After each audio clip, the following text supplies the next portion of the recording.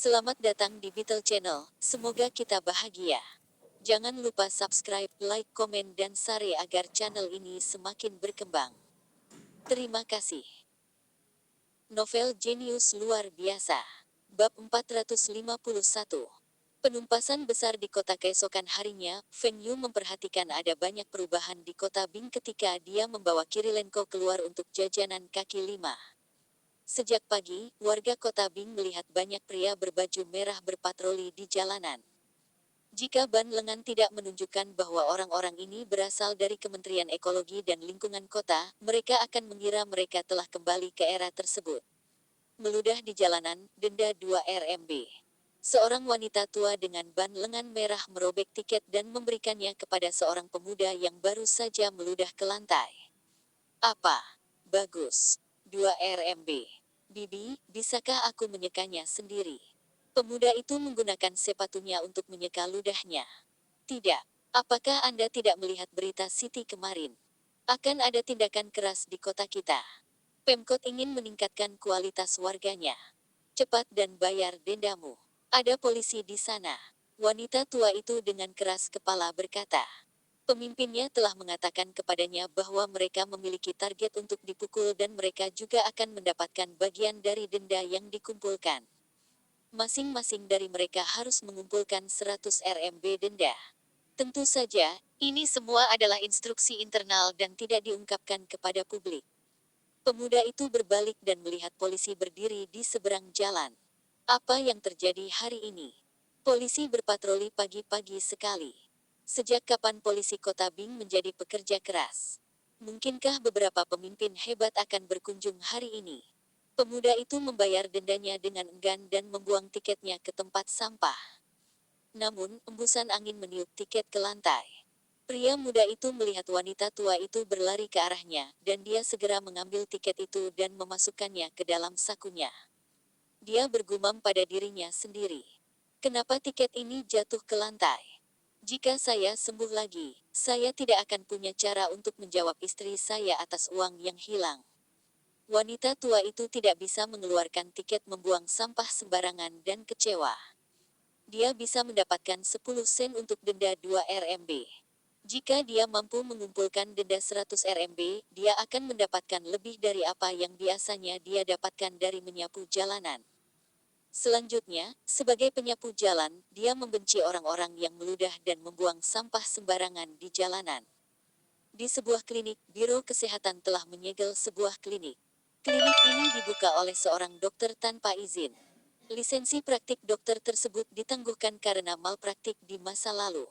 Dokter ini tidak mengikuti prosedur untuk menguji alergi pasien sebelum menyuntikkan penisilin ke dalam dirinya, dan pasien mengalami syok anafilaksis. Dokter ini masih sama setelah dia kehilangan lisensinya. Saat petugas dari Dinas Kesehatan datang ke kliniknya, ada juga pasien yang menderita alergi ringan. Di klinik, Dinas Kesehatan juga menemukan obat kadaluarsa. Orang ini terlalu jahat. Sepertinya ini tidak bisa diselesaikan hanya dengan denda. Ini adalah penangkapan yang bagus, tetapi orang-orang dari Biro Kesehatan tidak senang. Ini adalah kejahatan berat, tetapi mereka tidak dapat mendenda dokter tanpa izin ini. Di malam hari, Feng Yu dan Kirilenko sedang berdiri di warung kaki lima yang sedang membeli beberapa tusuk sate barbecue ketika beberapa pria berseragam datang berlari ke arah penjajah. Sudah berapa kali aku memperingatkanmu? Siapa yang memberi Anda izin untuk mendirikan kios Anda di sini?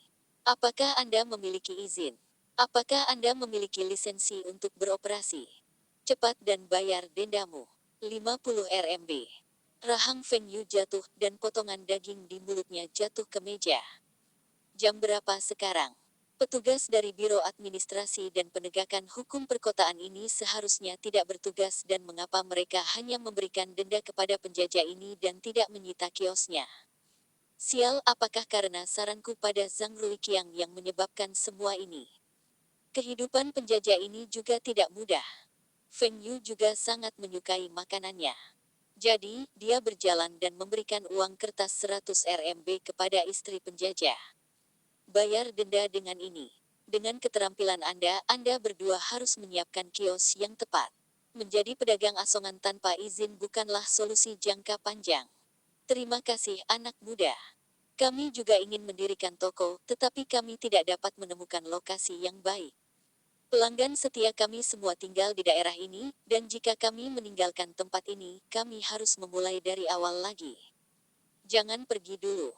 Ketika petugas ini pergi, saya akan memanggang beberapa tusuk sate untuk Anda. Istri penjajah itu mengira Feng Yu telah membantu mereka karena kebaikan, tetapi dia tidak tahu bahwa Feng Yu merasa bersalah. Kirilenko belum kenyang ketika dia diseret oleh Feng Yu. Ketika dia pergi, dia masih memegang 2 tusuk sate ginjal barbecue. Feng Yu tidak memakannya, tetapi Kirilenko sangat menyukainya. Malam itu, seorang pengusaha lokal membawa kliennya ke pemandian untuk dipijat ketika seseorang menendang membuka pintu. Polisi, jangan bergerak. Anda dari unit mana? Panggil pemimpin unit Anda di sini untuk menjamin Anda. Tuan, saya wira swasta. Wira swasta. Kemudian panggil keluargamu untuk menjaminmu dan membayar dendanya. Tolong jangan beritahu anggota keluarga saya. Bisakah saya membayar denda sekarang? Berapa banyak? 1000 RMB. Kok dendanya tinggi banget? Tunggu, tunggu, tunggu. Saya akan membayar denda. Saya juga akan membayar denda untuk orang itu. Bisakah kamu melepaskannya juga? Pengusaha ini berpikir untuk menghabiskan hanya 50 RMB untuk menjamu tamunya, tetapi pada akhirnya ia membayar 2000 RMB. Bahkan jika dia telah mencapai kesepakatan ini, tidak akan ada keuntungan. Apakah polisi-polisi ini gila? Kenapa tiba-tiba ada penertiban? Sebagian besar orang di pemandian membayar denda mereka di tempat. Uang hasil prostitusi itu juga disita. Inilah sebabnya mengapa Departemen Kepolisian dapat mengumpulkan dana dengan cepat. Orang-orang yang mereka tangkap rela membayar denda tanpa sepengetahuan perusahaan unit dan keluarganya. Kedua tangan di kepala dan menghadap ke dinding. Tidak ada yang diizinkan untuk berbicara. 4 pengusaha sedang bermain mahjong di sebuah ruangan pribadi, dan polisi bergegas masuk. Mereka bahkan tidak memiliki kesempatan untuk mengatakan apapun dan ditangkap. Salah satu dari mereka mencoba menelepon koneksinya tetapi ditembak jatuh di lantai oleh salah satu polisi. Uang yang digunakan untuk perjudian disita, dan mereka ditanya apakah mereka ingin membayar denda atau ditahan. Beberapa bos ini tidak mau ditahan dan memilih membayar denda yang besar. Mereka juga tidak akan meninggalkan catatan kriminal jika mereka membayar denda. Salah satu dari 4 pengusaha mengeluarkan ponsel dan menelepon saudara iparnya untuk membawa 20.000 RMB untuk membayar denda mereka. Di kamar pribadi klub malam, 2 pria telah menembaki seorang nyonya rumah dan akan melakukan sesuatu yang buruk padanya ketika pintu ditendang terbuka. Bukankah aku bilang tidak ada yang diizinkan masuk ke kamarku? Siapa yang memberi Anda nyali untuk masuk? Ah, Pak Polisi, saya tidak sedang berbicara dengan Anda. Salah satu pria itu hendak meneriakkan kata-kata kotor ketika dia melihat beberapa polisi bergegas masuk ke dalam ruangan. Kalian semua, jongkok di lantai. Kamu dari unit mana? Tuan, bisakah saya tidak memberitahu Anda unit saya? Kami tidak melakukan apa-apa. Tidak melakukan apapun. Lalu kenapa kamu tidak memakai celanamu? Kami adalah pasangan. Pria lain berteriak. Pasangan. Ada 4 dari Anda. Ini berarti kalian semua telah melakukan tindakan tidak bermoral kelompok dan akan dituntut di pengadilan. Bagus. Saya tidak akan mempertimbangkan tuduhan prostitusi tetapi kami akan memperlakukan ini sebagai kasus kriminal dan akan menyerahkan Anda kepada detektif untuk ditangani. Tolong, kamerat polisi. Tolong beri kami kesempatan. Siapa yang berteman denganmu penjahat? Bapak, perwira polisi senior. Saya baru berusia 25 tahun. Saudara perwira, saya berumur 20 tahun. Erem. Gadis-gadis ini di sini adalah pelacur. Saya mengakui tuduhan itu, dan kami akan membayar dendanya. Bisakah Anda tidak memberitahu unit saya? Seorang pria berbalut tepung roti yang tampak seperti berusia 40-an, sedang memohon kepada petugas polisi. Malam itu, penumpasan kota Bing telah meninggalkan kesan mendalam pada penduduk. Sebagian besar warga senang dengan ini. Mereka ingin kota Bing dibersihkan dari semua sifat buruk ini. Mereka memuji pemerintah kota atas tindakan keras ini. Orang yang paling banyak menerima pujian adalah Wali Kota Bing Zhang Ruiqiang. Warga telah mendengar bahwa penumpasan ini diperintahkan oleh wali kota.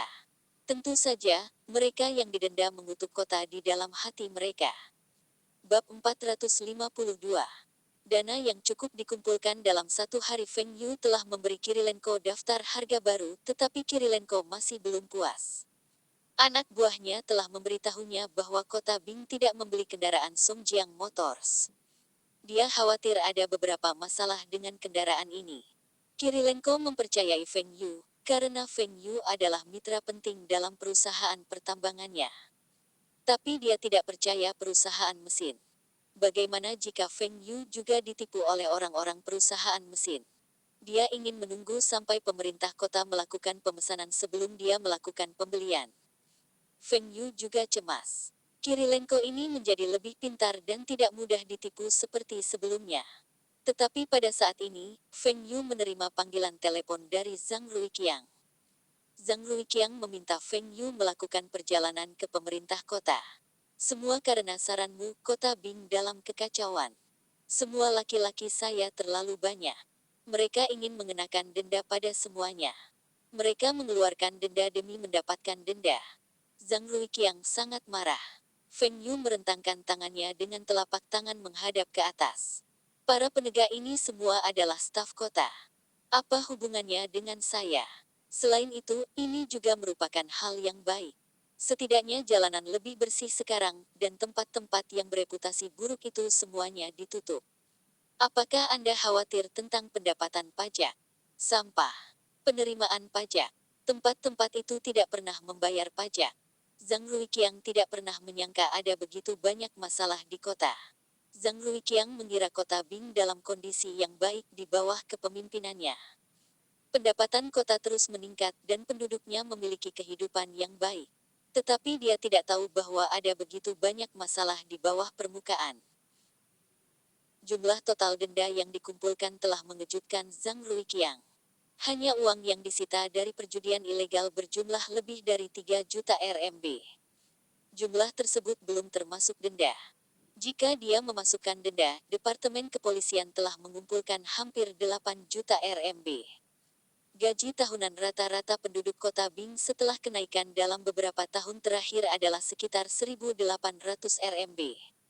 Kenapa ada begitu banyak orang yang terlibat dalam perjudian?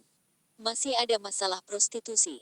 Departemen Kepolisian telah menangkap lebih dari 300 pelanggan pelacur dan telah menyita beberapa ratus ribu hasil dari prostitusi. Ditambah dengan denda, jumlah total yang dikumpulkan adalah beberapa juta.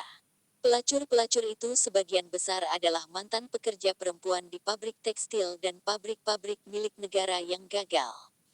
Zhang Ruiqiang sedih mengetahui bahwa beberapa pelacur bahkan di bawah umur. Ia merasa telah gagal dalam menjalankan tugasnya. Reformasi BUMN telah gagal, dan inilah hasilnya. Jika ada pekerjaan yang tersedia untuk para wanita ini, mereka tidak akan pergi ke prostitusi. Jika Feng Yu tahu apa yang dipikirkan Zhang Ruiqiang, dia pasti akan memberitahu Zhang Ruiqiang bahwa wanita-wanita ini telah memasuki perdagangan ini karena itu adalah uang mudah. Tidak ada masalah dengan kepolisian yang melakukan penggerebekan di tempat-tempat tersebut dan melakukan penangkapan tersebut. Namun yang membuatnya geram adalah cara polisi menangani kasus perkelahian. Petugas polisi bahkan tidak berusaha menenangkan situasi dan menyelidiki penyebab perkelahian. Hal pertama yang dilakukan petugas adalah menamparkan kedua belah pihak dengan denda. Bayar denda 200 RMB dan kemudian tersesat. Pada akhirnya, kedua pria itu berkelahi lagi di luar kantor polisi. Petugas menangkap mereka lagi, dan denda masing-masing dinaikkan menjadi 400 RMB. Bagaimana polisi bisa menangani kasus ini seperti ini? Meskipun kedua pria ini tidak berani bertarung lagi di luar stasiun, siapa yang tahu jika mereka akan bertarung lagi di tempat lain? Aparat Biro Administrasi dan Penegakan Hukum kota tersebut telah menangkap para pedagang asongan namun tidak menyita lapak pedagang asongan dan melepaskannya di tempat setelah mereka membayar denda. Beberapa bahkan bernegosiasi dengan para pedagang asongan tentang jumlah yang harus dibayar agar tidak menangkap mereka lagi dalam beberapa hari ke depan. Apa perbedaan antara para hooligan yang mengumpulkan biaya perlindungan dan mereka? Juga, sejak kapan Biro Kesehatan berwenang mengeluarkan denda? Hukum mana yang mengizinkan mereka mendenda orang? Kesimpulannya, semua instansi pemerintah menggunakan segala macam cara dan alasan untuk membenarkan tindakan mereka mengeluarkan denda. Kemarin, seluruh kota dan bahkan kabupaten mengeluarkan denda. Jumlah total yang dikumpulkan oleh kota kemarin lebih dari 20 juta RMB. Bahkan setelah kota mengumpulkan begitu banyak unit masih belum puas. Mengapa unit lain mengumpulkan begitu banyak denda, dan unit kami hanya memiliki sedikit? Unit-unit itu bahkan mampu menugaskan kendaraan untuk wakil kepala mereka. Denda yang dikumpulkan oleh unit kami bahkan tidak cukup untuk semua wakil kepala ditugaskan dengan mobil. Dengan demikian, banyak unit melanjutkan operasi mereka hari ini. Mereka mencari segala macam alasan untuk pelanggar denda untuk mengumpulkan dana untuk kendaraan baru. Sedangkan untuk kepolisian, sebagian besar petugas sedang beristirahat.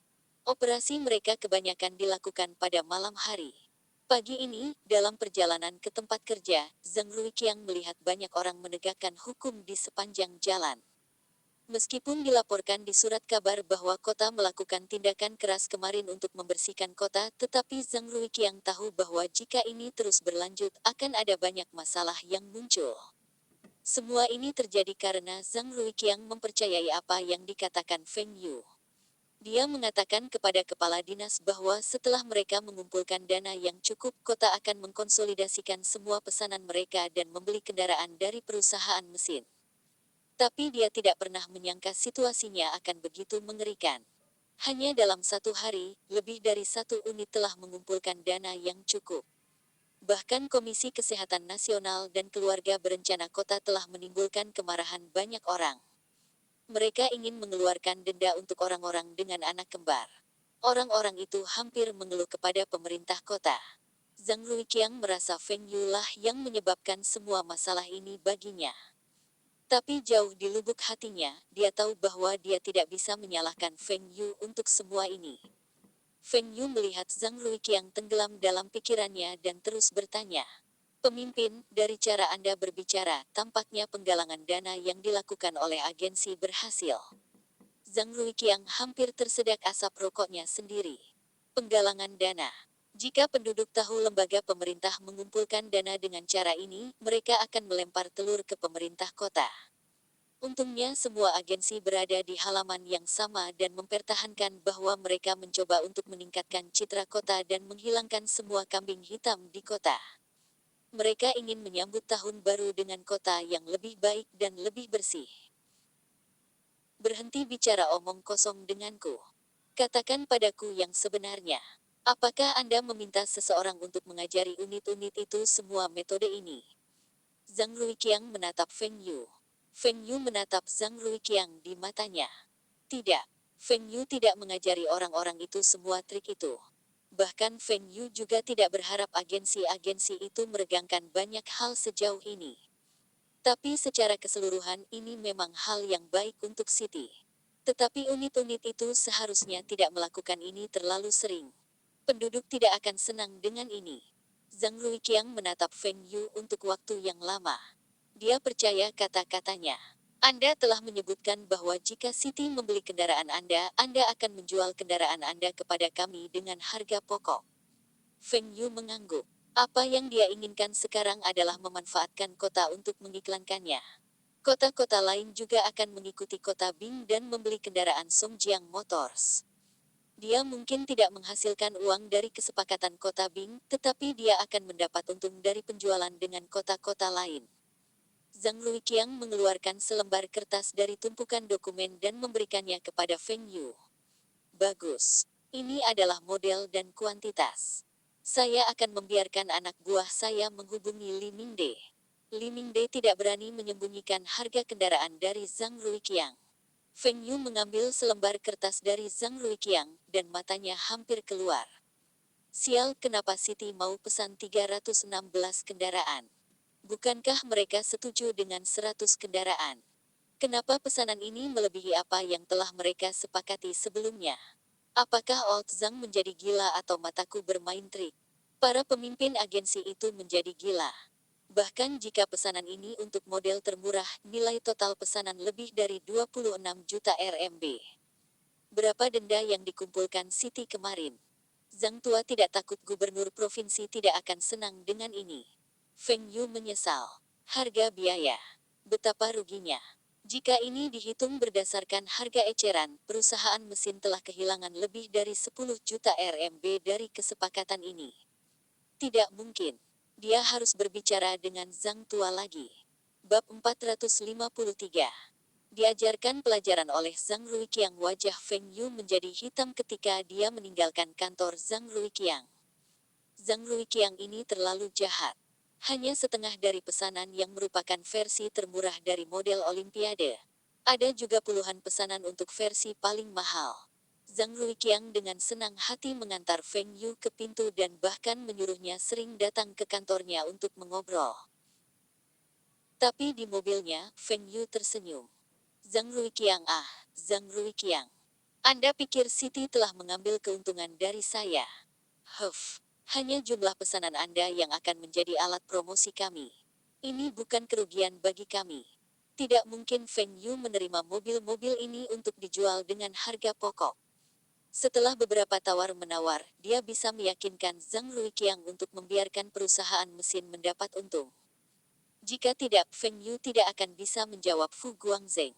Feng Yu harus memberitahu Li Mingde untuk menambahkan biaya pemasaran, biaya manajemen, dan segala macam biaya ke dalam kendaraan. Dia tidak boleh membiarkan Zhang Ruiqiang menggunakan uang perusahaan mesin untuk menyenangkan orang lain dengan mudah. Feng Yu telah bertanya pada Zhang Ruiqiang tentang perintahnya. Meski pihak kepolisian menginginkan begitu banyak mobil, namun mobil-mobil tua itu masih bisa dikeluarkan untuk kabupaten dan distrik. Mengapa mereka masih perlu memesan begitu banyak kendaraan? Feng Yu mengetahui bahwa Zhang Ruiqiang telah membantu pemerintah provinsi untuk memesan sejumlah kendaraan. Pemerintah provinsi ingin membeli sejumlah kendaraan Audi dari First Automobile Works. Tetapi mereka mendengar bahwa Bing City telah mulai memproduksi mobil mereka sendiri, dan kinerja mobil-mobil ini lebih baik dan lebih murah daripada Audi. Oleh karena itu, pemerintah provinsi memutuskan untuk menggunakan merek Songjiang. Di permukaan, mereka mengklaim mendukung industri lokal, tetapi pada kenyataannya, mereka hanya menginginkan nilai lebih untuk uang mereka. Tidak apa-apa jika perusahaan mesin tidak mendapat untung dari penjualan mobil ke City. Tapi untuk tidak menghasilkan uang dari penjualan ke Pemprov, Feng Yu bertengkar dengan Zhang Ruiqiang di tempat. Bagaimana kota dapat membuat keputusan seperti itu untuk perusahaan mesin? Apa? Anda akan memberi kami beberapa subsidi pajak. Pajak tahun ini akan dibebaskan dan pajak 50% untuk tahun depan. Anda seharusnya menyebutkan ini sebelumnya. Pemerintah provinsi dapat menikmati tarif yang sama dengan kota Bing kami. Feng Yu langsung setuju. Hanya akan ada keuntungan 5% dari setiap kendaraan. Tapi sebenarnya, keuntungannya setidaknya 10%. Meskipun keuntungannya minimal itu masih bisa diterima. Yang paling penting adalah pajaknya untuk tahun ini dibebaskan, dan tahun depan perusahaan mesin hanya perlu membayar pajak 50%. Ini akan membantu pengembangan proyek mobilnya. Meskipun Bing City hanya memiliki pabrik cabang, dari permintaan saat ini, mereka akan menjual sebagian besar model Olimpiade. Ini harus sama untuk tahun depan. Dalam perjalanan kembali ke perusahaan mesin, Feng Yu merasa ada yang aneh dari cara Zhang Ruiqiang tersenyum padanya. Feng Yu tiba di perusahaan mesin dan memberikan perintah kota kepada Li Mingde. Li Tua, ini perintah kota. 316 kendaraan. Anda membuat pengaturan untuk mengirimkan mobil sesegera mungkin. Lebih dari 300 kendaraan. Ini adalah pesanan besar. Saya tahu pesanan ini akan menjadi besar ketika Anda yang menangani. Seharusnya ada hampir 10 juta keuntungan dari kesepakatan ini jika keuntungan masing-masing mobil adalah 30.000 RMB. Li Mingde sangat gembira. Meskipun 10 juta RMB tidak seberapa dibandingkan dengan miliaran yang diinvestasikan, itu masih awal yang baik. Keuntungannya tidak terlalu tinggi. Anda menambahkan semua bahan, tenaga kerja, biaya keausan mesin dan kerusakan ke dalam biaya kendaraan dan menambahkan keuntungan 5% akan cukup. Feng Yu menghela nafas. Hah, ada apa dengan ekspresi Li Mingde? Tidak senang. Dia tidak tahu bahwa pajak untuk pabrik cabang mobil juga cukup tinggi. Manajer Feng, pembebasan pajak ini adalah apa yang telah saya diskusikan dengan kota minggu lalu, dan mereka sudah setuju. Hah, Feng Yu tercengang. Sial, kota sudah menyetujui ini minggu lalu. Saya telah ditipu oleh Zhang Ruiqiang. Apakah wali kota Zhang mengetahui hal ini? Feng Yu bertanya tentu saja. Ini bukan masalah kecil. Bagaimana mungkin wali kota tidak menyadari hal ini?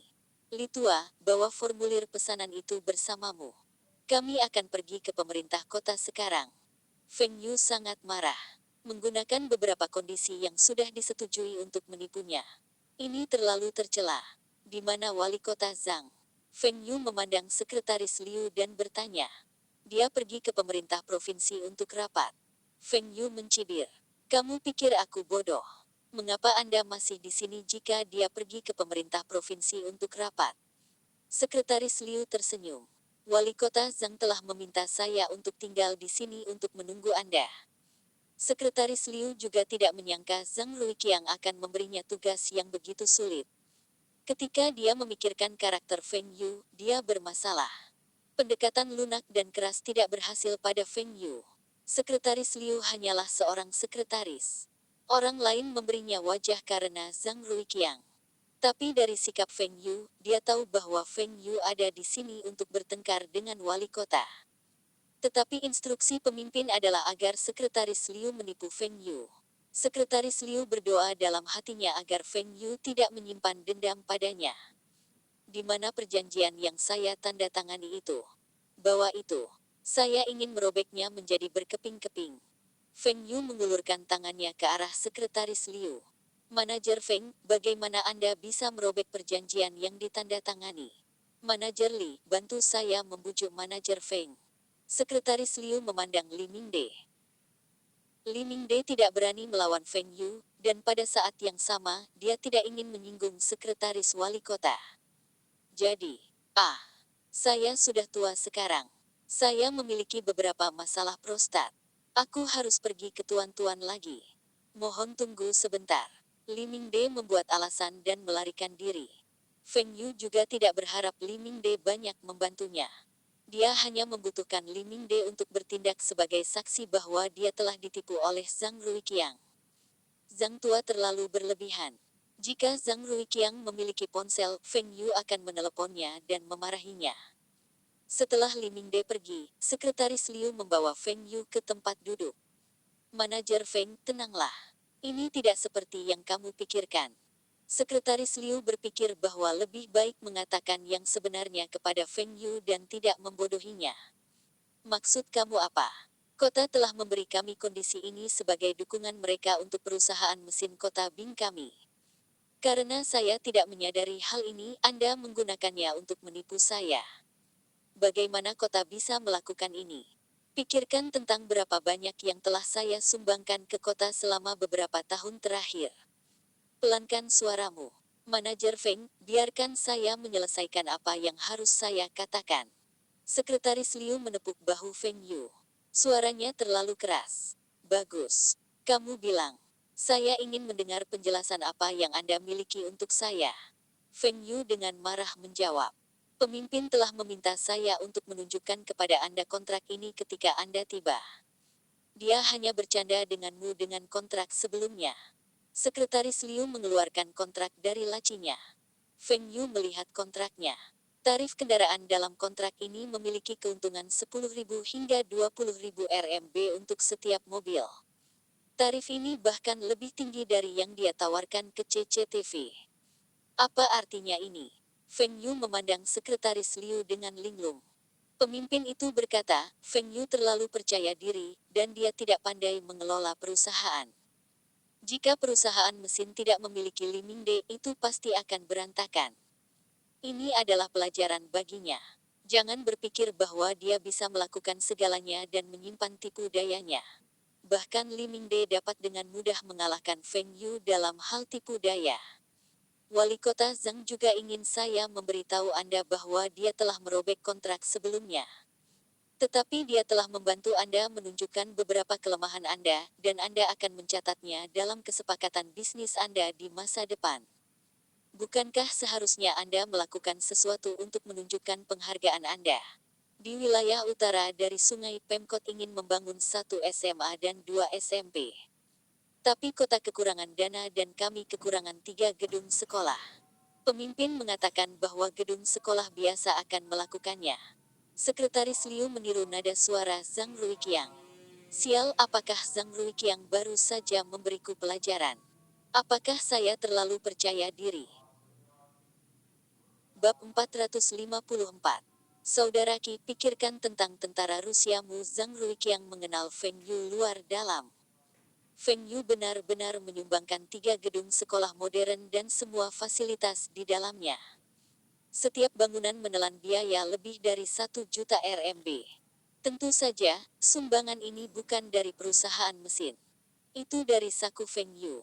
Bangunan Taihua akan menjadi merek di masa depan dan bagaimana bangunan itu bisa menjadi biasa. 20 tahun dari sekarang, gedung-gedung ini harus tetap dalam kondisi yang baik dan dapat memenuhi tuntutan sekolah. Setelah Feng Yu pergi, dia merenungkan dirinya sendiri. Yang terpenting, dia harus membentuk tim profesional untuk negosiasi bisnis. Feng Yu tidak bisa mengandalkan keterampilannya saat ini dan pengalamannya dari kehidupan sebelumnya. Dia harus mencari elit dalam negosiasi. Tidak mungkin bagi Feng Yu untuk melatih seseorang yang berspesialisasi dalam bidang ini. Lihat saja orang-orang di Taihua Trading. Semuanya telah tampil baik, tetapi mereka masih jauh dari elit. Jika mereka luar biasa, mereka akan meninggalkan perusahaan untuk mendirikan bisnis mereka sendiri. Meskipun Zhang Ruiqiang telah mengajari Feng Yu pelajaran dengan kesepakatan ini, itu juga banyak membantu Feng Yu. Setidaknya dia bisa menunjukkan kepada Kirilenko bahwa City telah membeli lebih dari 300 kendaraan. Perekonomian Rusia sempat menurun drastis, namun pengeluaran pemerintah tidak banyak berkurang.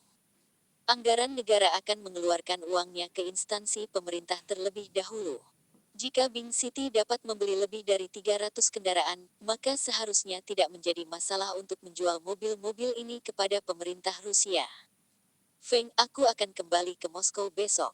Saya pasti akan membeli mobil Anda, dan saya bersedia menerima harga yang Anda tawarkan. Tapi saya tidak punya begitu banyak uang tunai dengan saya. Ia akan menyetor, dan setelah saya menjual mobil, saya akan mentransfer sisanya kepada Anda. Apakah ini baik-baik saja denganmu? Mengapa tidak? Saya percaya kamu. Ini kesepakatan kemudian. Anda dapat mentransfer ke rekening Taihua Trading. Taihua Trading adalah distributor utama kendaraan perusahaan mesin. Keduanya telah bekerja sama cukup lama dan saling percaya. Harga yang ditawarkan ke Kirilenko lebih tinggi dari harga yang Feng Yu jual ke kota. Bahkan jika dia memotong pajak ekspor, keuntungannya masih jauh lebih tinggi daripada yang dia dapatkan dari kesepakatan dengan kota.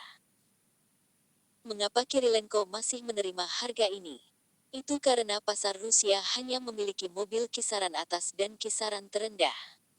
Mobil Inggris impor termurah akan berharga lebih dari 80.000 dolar Amerika Serikat. Mobil tingkat atas akan berharga beberapa ratus ribu USD. Volga Rusia berharga kurang dari 20.000 dolar Amerika Serikat. Ada sangat sedikit kendaraan kelas menengah.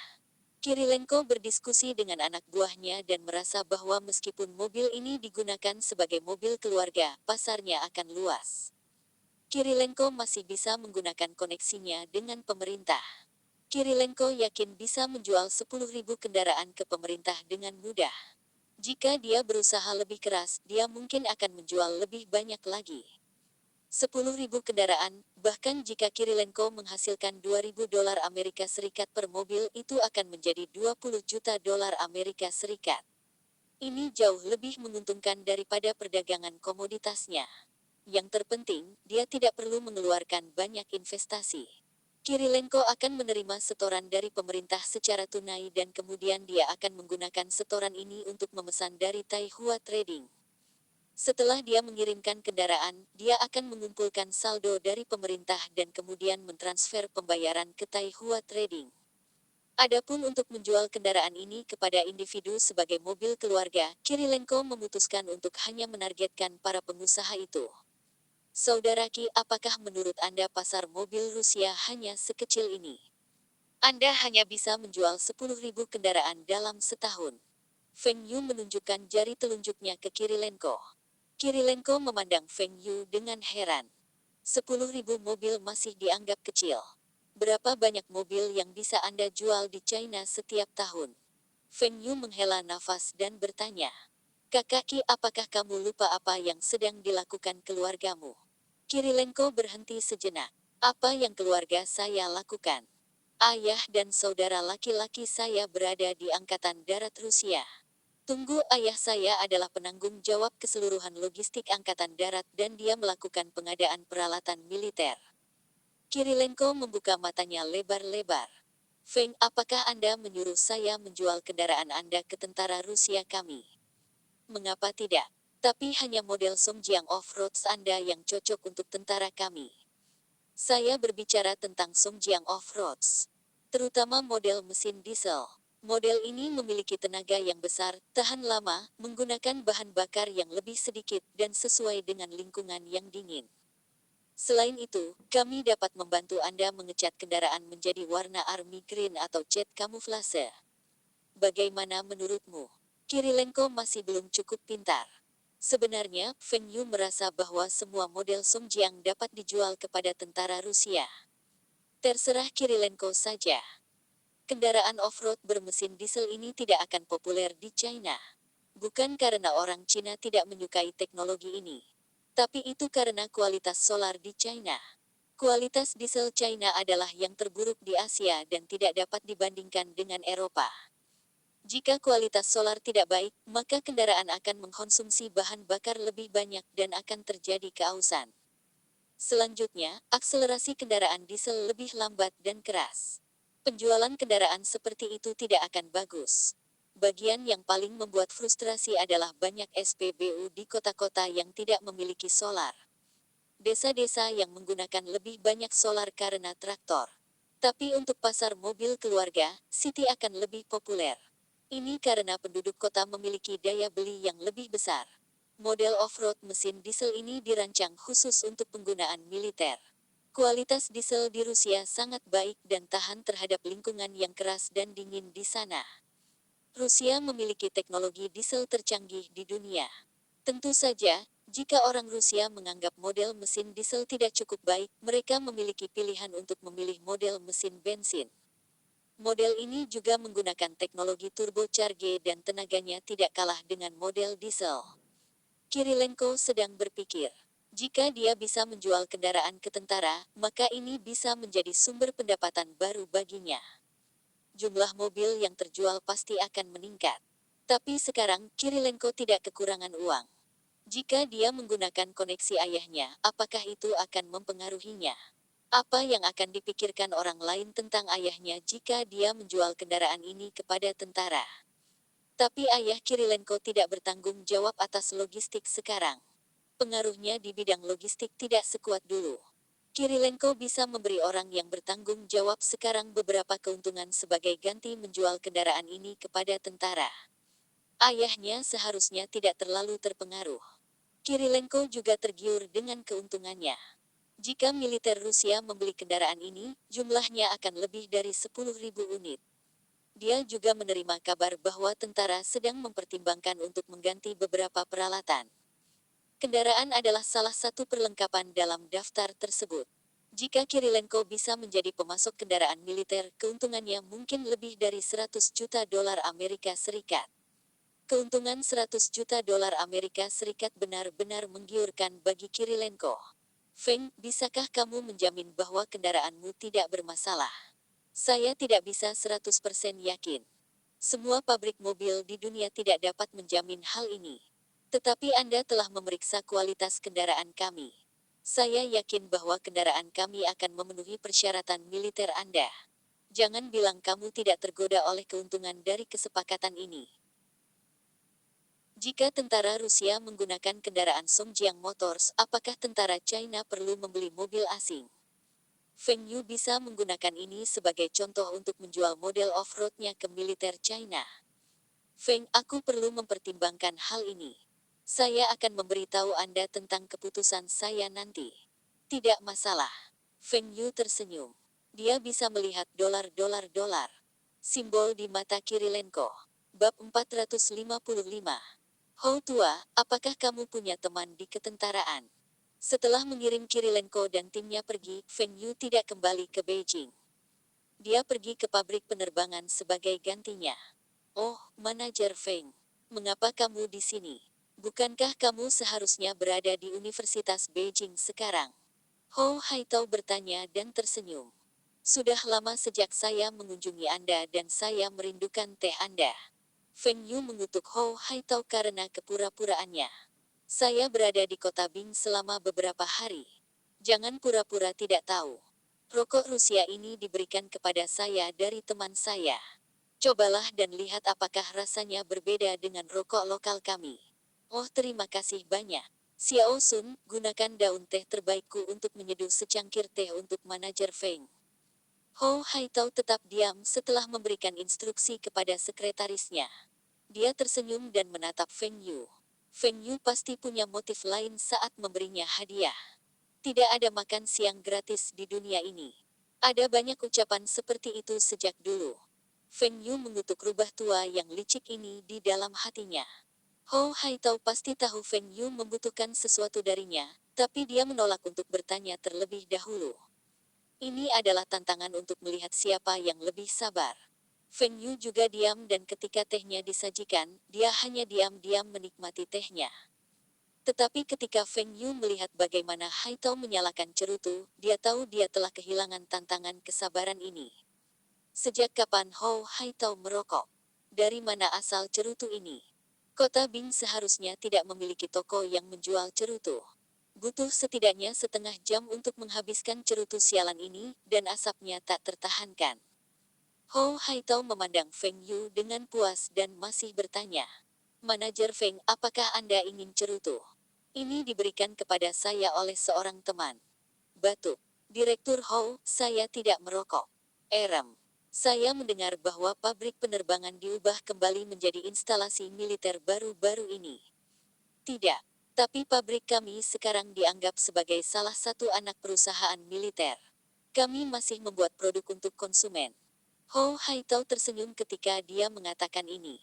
Dia bangga dengan ini, dan dia harus mendapatkan promosinya tahun depan. Ini adalah mimpinya. Hou Haitao akhirnya bisa mencapai tujuannya. Dia akan dipromosikan menjadi jenderal. Meskipun dia telah menikmati manfaat dan kesejahteraan seorang mayor jenderal, dia tidak memiliki pangkat itu. Sekarang, dia akan menjadi mayor jenderal sejati. Banyak orang bahkan tidak dapat dipromosikan ke peringkat ini dalam hidup mereka. Hou Haitao tidak menyangka dia akan mendapatkan kesempatan ini di usianya. Dia harus mengakui bahwa Feng Yu telah berperan dalam promosinya. Feng Yu telah memberi pabrik penerbangan kesempatan untuk menghasilkan uang, membantu pabrik untuk membeli tungku listrik bertenaga tinggi pertama di China, dan membeli banyak teknologi pesawat terbang lainnya untuk mereka.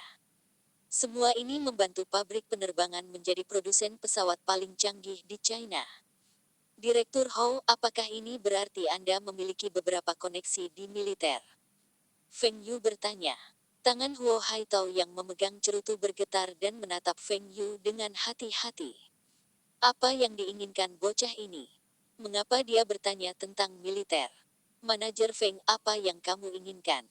Direktur Hou, mengapa kamu begitu gugup? Saya warga negara yang baik. Anda pikir saya akan melakukan sesuatu yang mengerikan? Saya hanya ingin tahu apakah Anda memiliki koneksi yang kuat di militer. Feng Yu tersenyum seperti rubah licik. Saya memang memiliki beberapa koneksi, tetapi apakah koneksi itu kuat atau tidak akan tergantung pada apa yang dimaksud. Katakan saja apa yang kamu inginkan.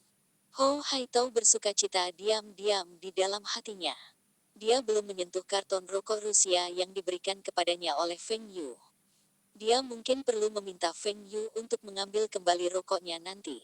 Tetapi bahkan jika dia menolak untuk membantu Feng Yu seharusnya tidak mengambil kembali rokok ini. Ho Haitao sangat tertarik untuk mengetahui bagaimana rasa rokok Rusia. Saya ingat Anda cukup dekat dengan Jenderal Sen yang datang ke kota Bing. Apa yang dia tanggung di ketentaraan? Feng Yu bertanya. Sen tua, apa yang kamu cari dia? Ho Haitao menatap Feng Yu dengan curiga. Apakah Feng Yu ini mendengar tentang promosi Old Sen baru-baru ini? Tidak banyak. Saya hanya ingin tahu apakah dia bisa membuat keputusan tentang pengadaan militer. Feng Yu menggosok hidungnya dan berkata, "Hah, pengadaan militer. Manajer Feng, bisnis Anda cukup berhasil. Anda seharusnya tidak berpikir untuk berbisnis dengan militer kami." Ho Haitao menggelengkan kepalanya. Feng Yu ini ingin berbisnis dengan militer. Dia masih belum mencapai level itu. Direktur Ho, menurut Anda apa yang ingin saya jual kepada tentara kita? Seharusnya pelembab perusahaan Anda, kipas angin listrik, Del. Militer tidak membutuhkan semua ini. Mereka adalah tentara dan harus mampu menghadapi kesulitan. Ho Haitao menatap Feng Yu. Militer tidak memiliki cukup anggaran untuk membeli produk Feng Yu. Feng Yu menjual kipas angin listrik seharga beberapa ratus RMB, dan dia tahu dengan jelas berapa biaya sebenarnya. Di masa lalu, ketika pabrik penerbangan mendapat bagian dari keuntungan dan Ho Haitao merasa bahwa kipas tanpa pisau harus dijual dengan harga sangat mahal. Tetapi setelah dia tidak bisa mendapatkan bagian dari keuntungan, dia berpikir bahwa Feng Yu terlalu jahat untuk menjual penggemar itu dengan harga tinggi. Siapa bilang aku ingin menjual barang-barang itu? Selain itu, saya tidak berpikir bahwa tidak ada seorang pun di militer yang menggunakan produk saya. Feng Yu memandang Ho Haitao. Apakah Anda tidak memiliki pelembab udara di kantor Anda? Jangan bilang kantor jenderal di militer itu tidak punya pelembab udara. Lalu apa yang ingin kamu jual? Kendaraan. Kendaraan yang diproduksi oleh perusahaan mesin. Kendaraan off-road. Ho Haitao mengerutkan kening. Kendaraan off-road. Tentara memang membutuhkan kendaraan seperti itu. Tapi dia tidak punya suara dalam hal ini. Manajer Feng, Anda terlalu memikirkan saya. Jika terkait dengan pesawat, saya mungkin masih bisa membantu Anda. Anda juga bisa melupakan Old Sen. Dia tidak akan membantumu. Ho Haitao berpikir dalam hatinya. Apakah Anda bahkan tahu Sen tua? Kenapa dia harus membantumu? Direktur Ho, kami sudah saling kenal cukup lama. Apa aku pernah menipumu? Saya juga berperan dalam kesuksesan pabrik penerbangan. Apakah kamu tidak setuju? Ho Haitao menunjukkan ekspresi menyakitkan dan berkata, Manajer Feng, saya benar-benar tidak bisa membantu banyak dengan ini.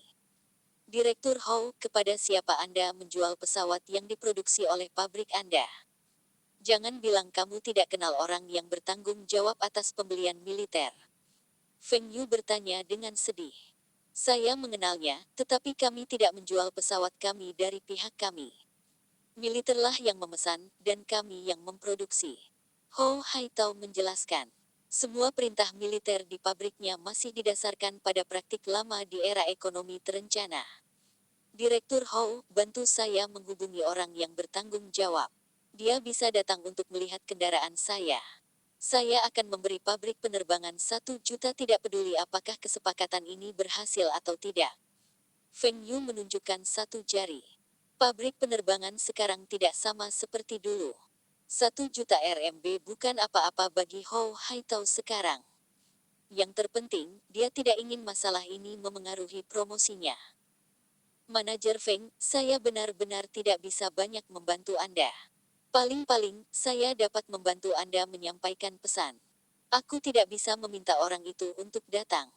2 juta. Aku hanya perlu bertemu orang itu. Saya sendiri yang akan membujuknya. Feng Yu menaikkan tawarannya. Hanya 1 pertemuan.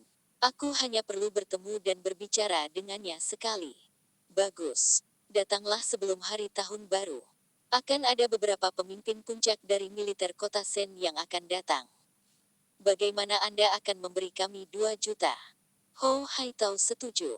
Sial, saya telah menyia-nyiakan 1 juta ekstra. Apakah Anda masih ingat saya telah memberitahu Anda bahwa teknologi kipas tanpa pisau dapat digunakan untuk membuat pengering tangan? Ini seharusnya tidak sulit bagi pabrik Anda. Bantu saya mengembangkan produk ini, dan saya akan membeli teknologi ini dengan 2 juta ini. Sepakat. Bersambung, terima kasih telah menyaksikan dan mendukung channel ini.